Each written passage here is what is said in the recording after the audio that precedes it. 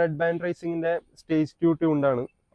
0-100 ഞാൻ എന്റെ ടൈമർ വെച്ച് ചെക്ക് ചെയ്തു. അത് സ്റ്റോക്ക് വരേണ്ടത് 9.8 ആണ്. ഇപ്പൊ വരുന്നത് 7.7.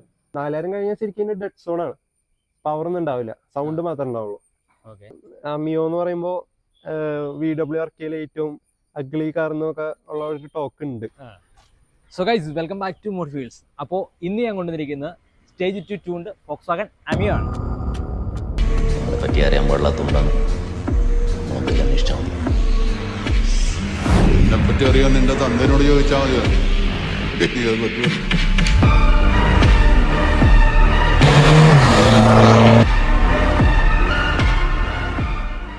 സോ ഫോക്സ്വാഗൺ അമിയോ എന്ന് പറയുമ്പോൾ സ്പെഷ്യലി ഇന്ത്യയിലേക്ക് ഡിസൈൻ ചെയ്തൊരു വാഹനമാണ്.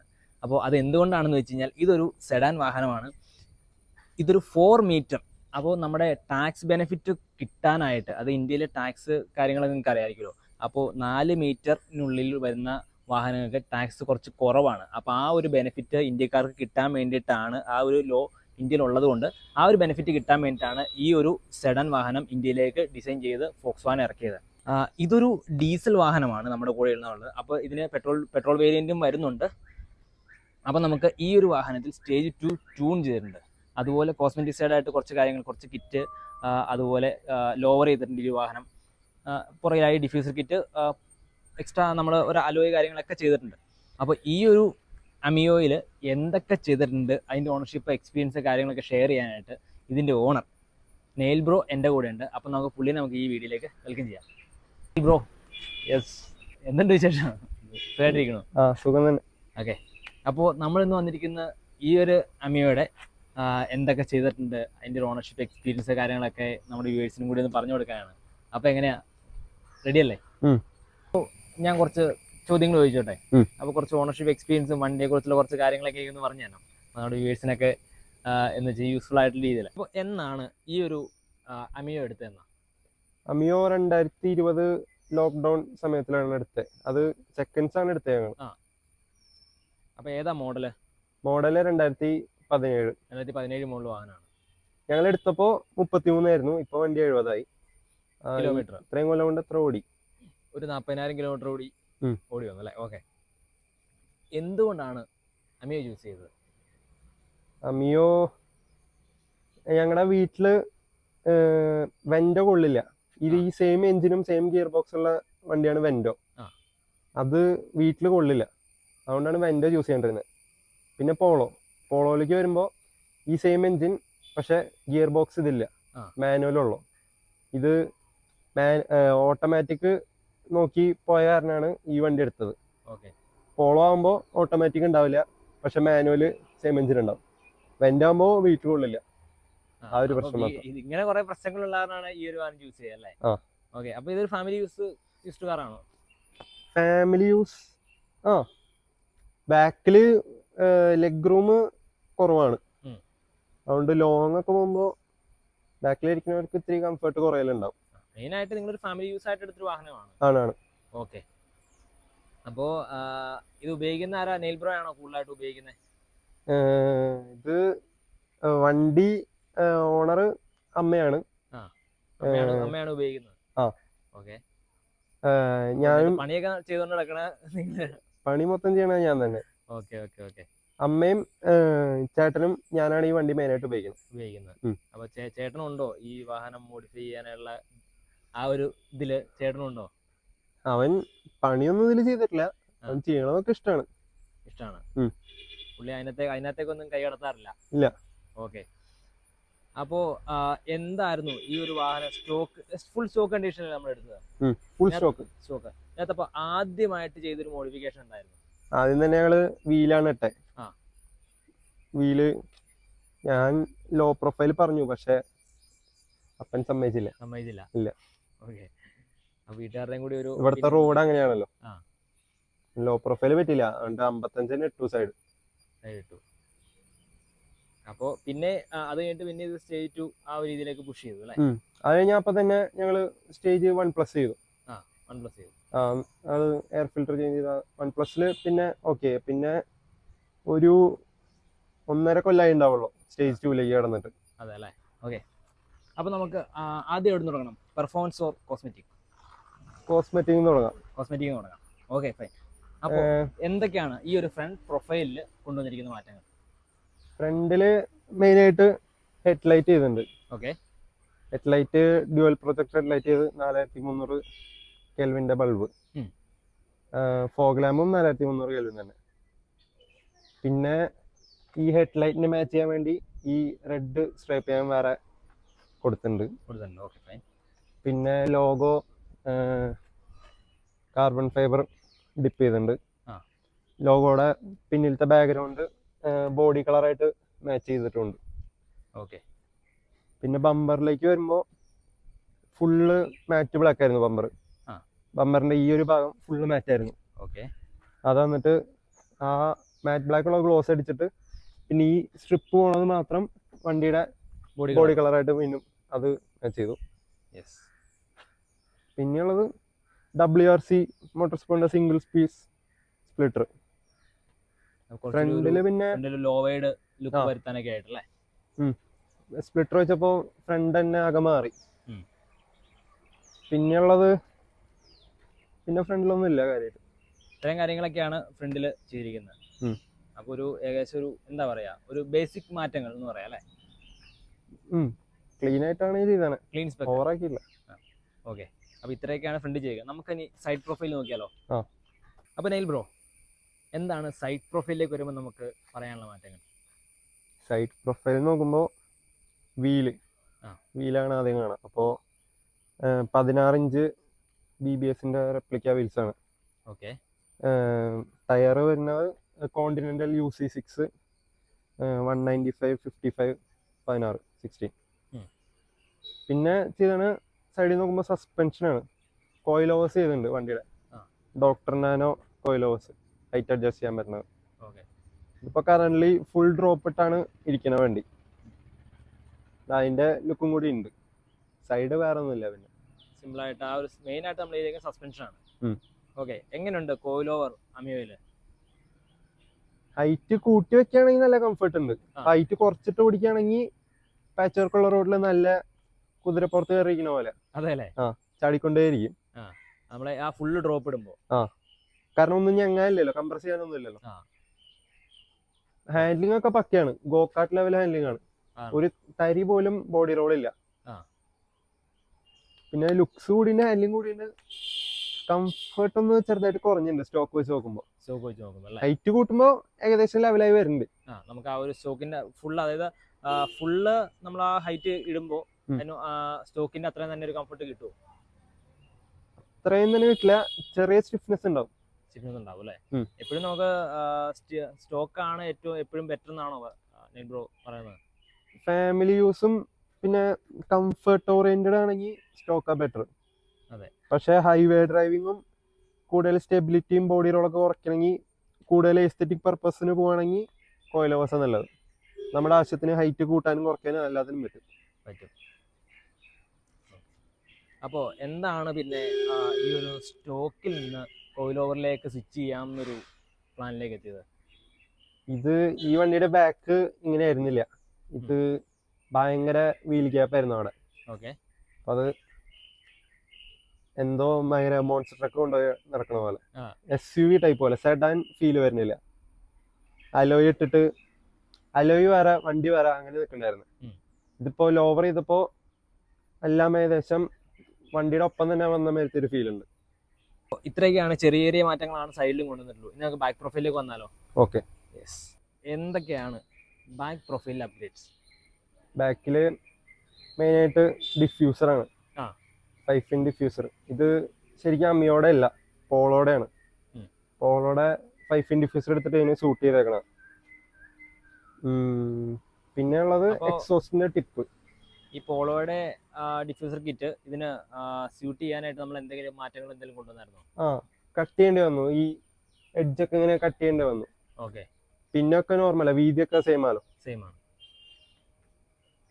പിന്നെ ഉള്ളത് എക്സോസ്റ്റിന്റെ ടിപ്പ്, ബോർല കാർബൺ ഫൈബർ ടിപ്പാണ്, ഒറിജിനൽ കാർബൺ ഫൈബർ ടിപ്പ്. പിന്നെ ലോഗോ കാർബൺ ഫൈബർ ഡിപ്പ്, അതും ഉള്ളിലത്തെ ബാക്ക്ഗ്രൗണ്ട് ബോഡി കളറായിട്ട് മാച്ച് ചെയ്തിട്ടുണ്ട് സിൽക്ക് ബ്ലൂ. ഓക്കെ. ബാക്ക് പിന്നെ പ്രൊഫൈലിലും ഈ ഒരു എന്താ പറയുക സ്റ്റോക്കാണ് എന്നാൽ കുറച്ച് മോഡിഫൈഡും ആണ്. ആ ഒരു രീതിയിലുള്ള കാര്യങ്ങൾ ബാക്ക് പ്രൊഫൈലും വന്നേക്കണം അല്ലേ? പിന്നെ ഫുള്ള് ഡീ ബാഡ്ജ് ചെയ്തിട്ടുണ്ട്. ആ. പിന്നെ ഇൻഡിക്കേറ്ററും റിവേഴ്സിന്റെ ആ സംഭവം സ്മോക്ക് ചെയ്തിട്ടുണ്ട് ചെറുതായിട്ട്.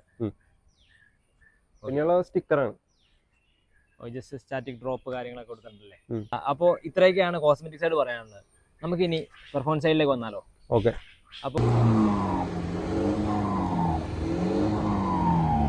പെർഫോമൻസിലേക്ക് കിടക്കുമ്പോൾ എഞ്ചിൻ ബേ ഒന്ന് ഓപ്പൺ ചെയ്ത് എഞ്ചിനൊക്കെ ഒന്ന് കണ്ടാലോ? Engine room. ഓക്കെ.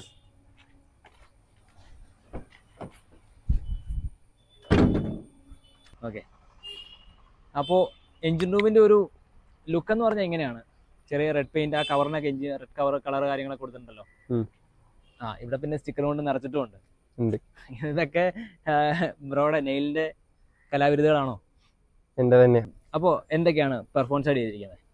ഫസ്റ്റ് ആയിട്ട് ചെയ്തേക്കണ BMCയുടെ സ്റ്റോക്ക് റിപ്ലേസ്മെന്റ് എയർ ഫിൽറ്റർ. പിന്നെ യൂറോഡക്ട് എയർ ചാനലും വെച്ചിട്ടുണ്ട്. അതാകുമ്പോൾ ഫ്രണ്ടിൽ നിന്ന് എയർ ഇൻടേക്ക് വലിക്കും. മറ്റേ ഇന്ത്യൻ സ്പെക്കിൽ വരുമ്പോൾ സൈഡിൽ നിന്ന് വലിക്കണ്ടായിരുന്നു. ഉള്ളിലത്തെ ചൂട് കാറ്റ് വലിക്കുമ്പോൾ കോൾഡ് എയർ കിട്ടില്ല. പിന്നെ ചെയ്താണ് down pipe, DK down pipe with full system exhaust. ഏതിന്റെ ചെയ്തേക്കുന്നത്? ഗ്രിഡ് 7 ചെയ്താണ്, കസ്റ്റം ചെയ്ത ഗ്രിഡ് 7. പിന്നെ വണ്ടിയുടെ ECU റെഡ് ബാൻഡ് റേസിംഗിന്റെ സ്റ്റേജ് 2 ട്യൂൺഡാണ്. ഓക്കെ.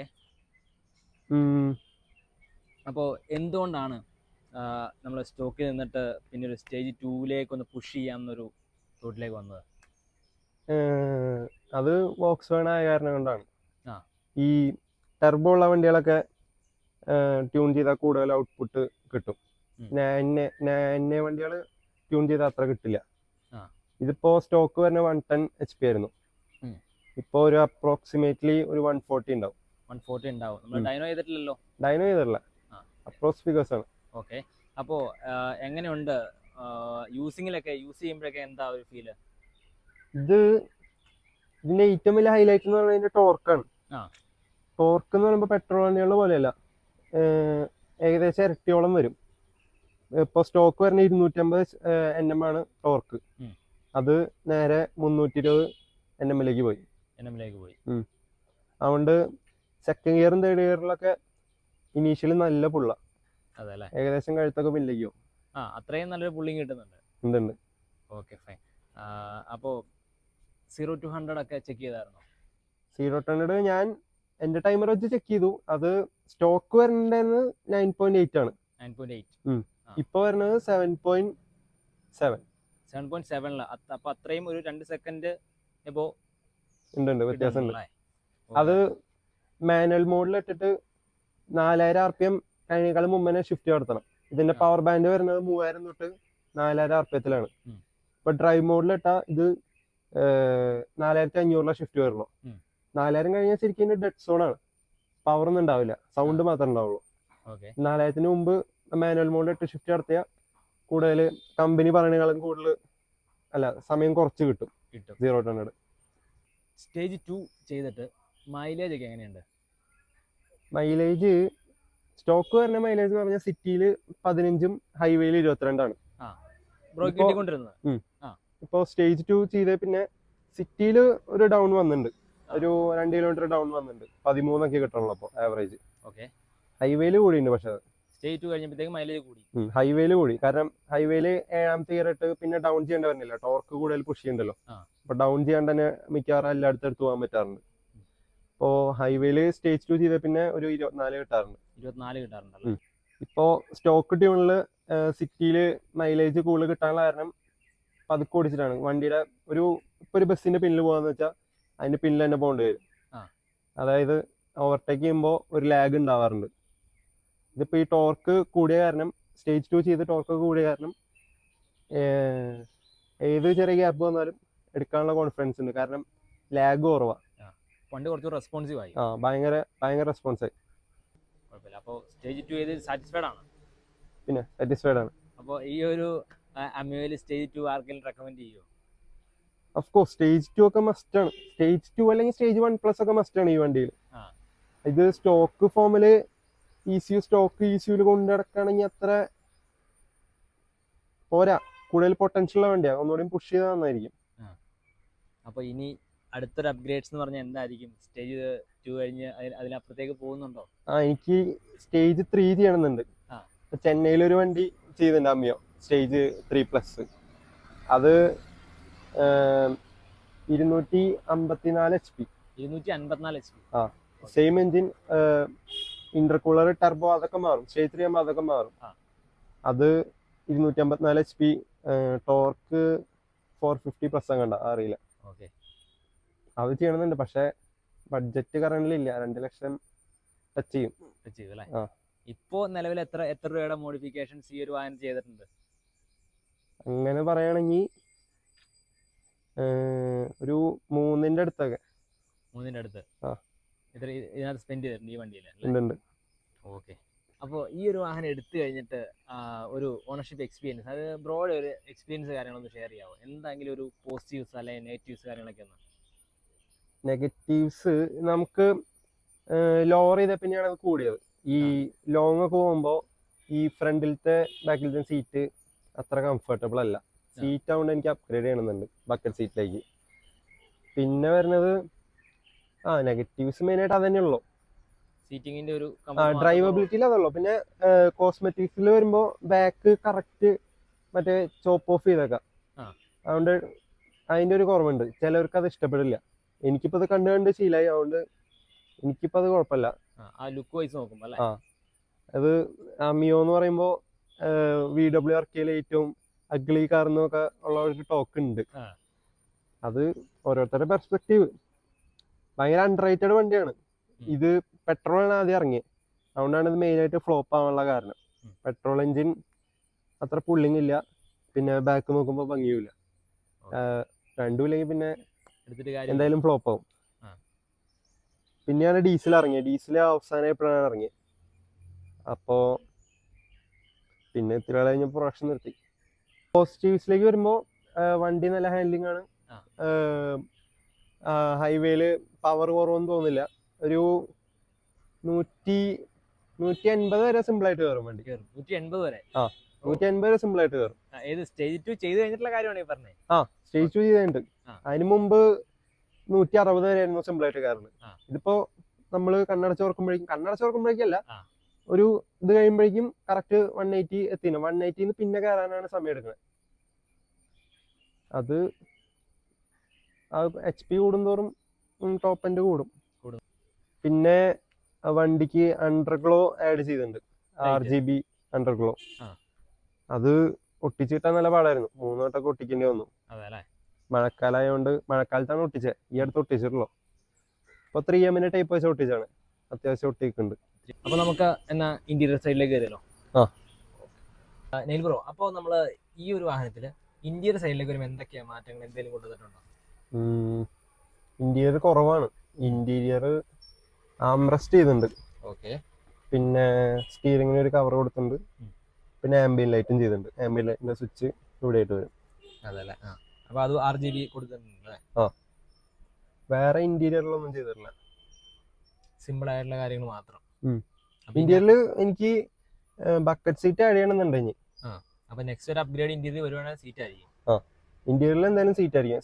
സീറ്റ് അല്ലെങ്കിൽ പാഡൽ ഷിഫ്റ്റേഴ്സ് ഉള്ള സ്റ്റിയറിംഗ്, അതിലേതെങ്കിലും ഒന്നിലായിരിക്കും. ബഡ്ജറ്റ് പോലെ ഏത് വെച്ചാൽ അടുത്ത് കൊണ്ടുവരും. സോ നെയിൽ ബ്രോ, അപ്പോൾ ഇന്ന് ഈ ഒരു വണ്ടി ഒക്കെ ഇവിടെ കൊണ്ടുവന്ന് തന്ന ഇതിന്റെ ഇത്രയും ഡീറ്റെയിൽസ് കാര്യങ്ങളൊക്കെ ഷെയർ ചെയ്യുന്നതിന് ഒരുപാട് താങ്ക് യു. ശരി. അപ്പോൾ ഇതിനകത്ത് ബ്രോയ്ക്ക് ഇഷ്ടപ്പെട്ട പുതിയ അപ്ഗ്രേഡ്സ് കൊണ്ടുവരാൻ സാധിക്കട്ടെ എന്ന് ഞാൻ പ്രാർത്ഥിക്കുകയാണ്. ഓക്കെ, അപ്പോൾ ഇനിയും പുതിയ വാഹനങ്ങളും പുതിയൊരു വീഡിയോ ആയിട്ട് കാണുന്നവരെ ബൈ.